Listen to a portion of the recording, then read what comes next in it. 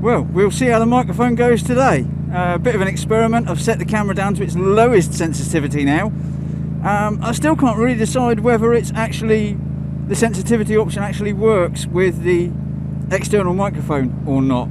I think it might only be for the camera, the microphones that are built into the camera. But find out when I get home and review the footage.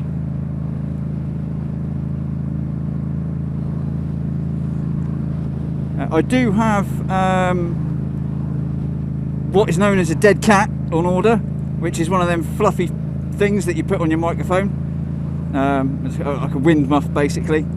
So if this doesn't work, I should give that a try, and if that doesn't work, then I will probably have a go at one of the Purple Panda microphones, which is supposed to be pretty good. However, I have seen conflicting reviews as to whether they actually work with this camera or not.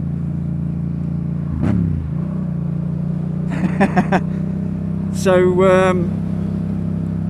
we'll have to wait and see, really. But obviously I won't be bothering getting one of them if the turning down the sensitivity and the hairy muff if the hairy muff works on the microphone, then we'll just leave it at that.